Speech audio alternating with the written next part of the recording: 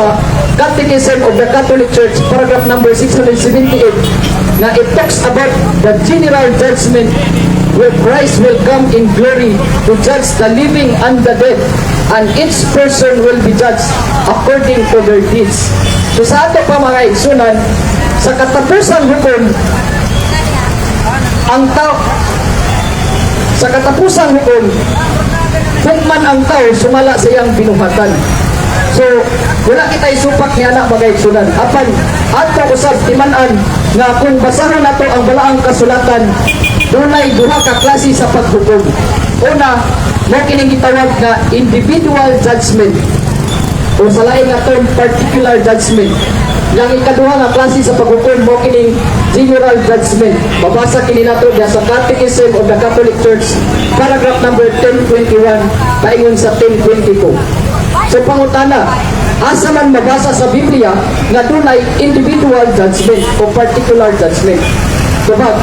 Sumala diha sa Hebreo 9:27 nga nag-ingon, ang tanan kinahanglan mamatay sa makausa, tapos ni ana hukman siya sa Dios. So, inagkamatay diay sa tao mga igsunan, ana adayon ang paghukom. So, kasabot nato nga morning gitawag nga individual judgment. So, muna diay individual judgment.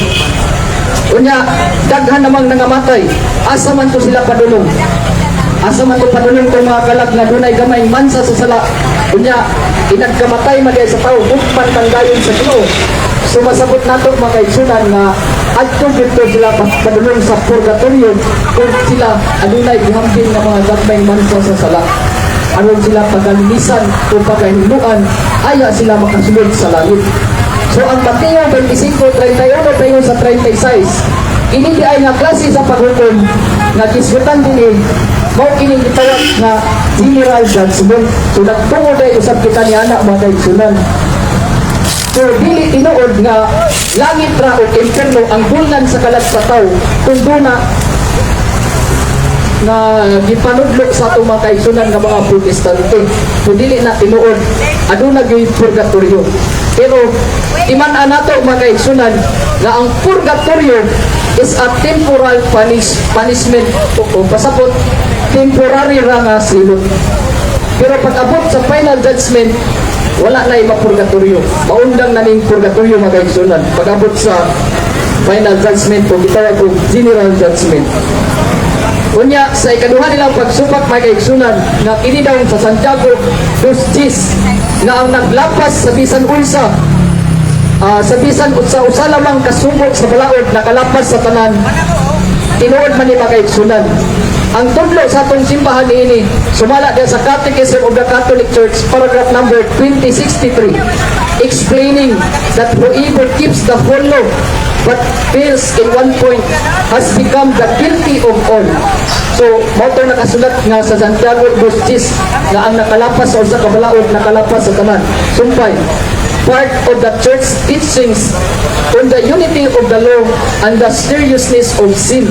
So, some Catholic interpretation include, first is the unity of law in James chapter 2 verse 10 emphasizes that the commandments are connected.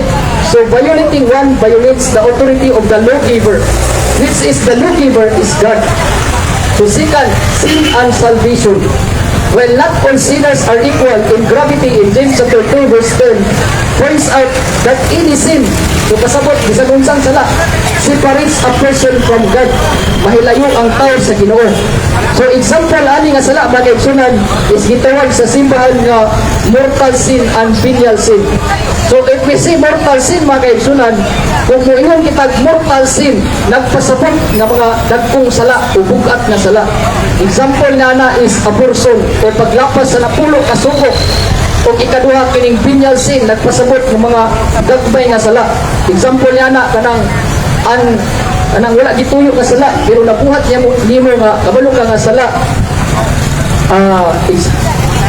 Kanang na example kanang sala siya pero wala nimo gituyo pero nabuhat niya po nimo. So muna example sa venial sin o unaware ka nga sala di itong ang imong nabuhat. So kung sabton day nato mga igsunan, sayop kayo daniyang ingon nga parehas ra ang tanang matang sa sala. Ngano man Kay ang mortal ug binyal nga sala dili sila parehas sa kabug-aton. Kay kung mortal imong sala nadala nimo ni sa takna sa kamatayon, sigurado jud magaigsunan nga sure jud ka padulong sa impierno. Pero kung binyal lang ang imong sala, kunya nadala nimo kini ya sa takna sa imong kamatayon, madala pa ning ampot magaigsunan, mapurgatorio pa kaani magaigsunan. So makasulod kag langit ini, pero limpyuhan ka una dito sa purgatorio. Pero ang pangutana magaigsunan, aduna ba mabasa sa balaang kasulatan nga dunay sala nga ikaampo pa? Kung duna sa sala nga dili na ikaampo? So tuban? Yes, kaayo magaigsunan duna. Wala kini basaha sa itong mga kaigsunan nga mga protestante. Nga wala kini ibasa sa iyang mga membro, kay kung iyan yung basahon mga kaigsunan, nabuking yun si pastor. Maunay siya sa iyang pangataki. So asa man kini nato mabasa mga kaigsunan? Mabasa kini nato diya sa 1 Juan Kapitulo 5, 16 paingon sa 17 nga nag-ingon, kung may makakita sa iyang isig ka magtotoo nga nakasala, apan sala nga dili usanggot sa kamatayon, kinahanglan pag-ampo siya sa Dios. So ikaampo pa. Sumpay, hatagan sa Diyos o kinabuhi ang maong magtotoo o kinialang lamang ni atong nakahimog sala nga dili ikamatay. So example ini is venial sin.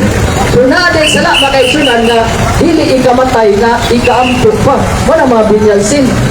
Kanya, sumpay, apan duna sa isala nga musampot kayo sa kamatayon o dili na kinahanglan nga mag-ampok pa kamo alang ni ini. So dili na madalag ampok. So example ni ini nga sala mag-exunan mo ng mortal sin o mga bring-up nga sala nga itong isgutan ka ganina. Example ka ng paglapas sa napulo, kasuko, abortion, kung madala ni mo ni nga sala sa tanda sa imong kamatayon, di na ka mapurgatorio na ini mag-exunan. Dito na ka dito sa impierno. Pero kung binyal sin na imong sala, di pa ka dili ka ma-impierno, pero dito ka hiluan o putlion dito sa purgatorio, aya ka makasunod sa gingharian sa langit. Kay example, katong na nangawat o usa ka buk lansunes kay giguton, parehason lugar tong sala o parehason na itong lugar katong silot sa nangawat kunya nakapatay pa yun. So kung parehason ka na og silot, asa man ang hustisya sa Ginoo niya na magigsunan. Nga diya sa Santo City 11, ang Diyos matarong man ka nga maghukom. Una sa Isaiah 30:18, ang Diyos hustisya makaha. So, kung parehas ra kini og silot, so nasayod kay ang Ginoo makaigsunan. Kaya ang giingon din nga siya matarong nga maghukom. So wala gid nasayod ang Diyos, kay ang Diyos perfecto. Busa sayod gid ang ilang giingon nga parehas ra ang matang sa sala. So, hindi pala nga anulugi makaigsunan, sayop na gid ang atong makaigsunan ng mga protestante. Busa, mga kaigsunan ko ni Kristo, sa dili ko pakinitapuson, akong pabilin kaninyo nga mensahe, ato kayong tuuhan, nga doon na kayo'y purgatorio o kahimtang o lugar. Diin ang mga kalag nga doon naghampin nga mga gagmayng bansa sa sala, pagalinisan, pagahiluan. Kung dili sila mutuo, problema na nila mga kaigsunan.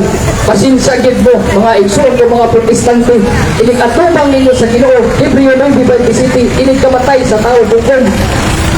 Sigurado, subra gid mo sa impierno. So din hilang utaman o dagang salamat. Okay, salamat Brother Verhel, Engineer Verhel Berguy sa imuhang pagpatinaw sa purgatorio.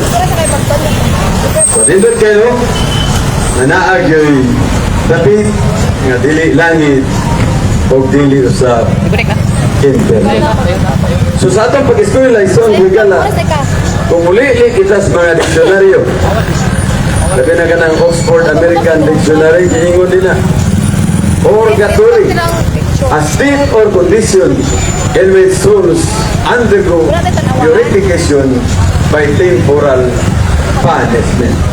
Usa ka kastigo temporal o mao ka nang gitawag sa Katoliko. Mao ka nang makita na to diya sa unang Korinto 3 tudling 15.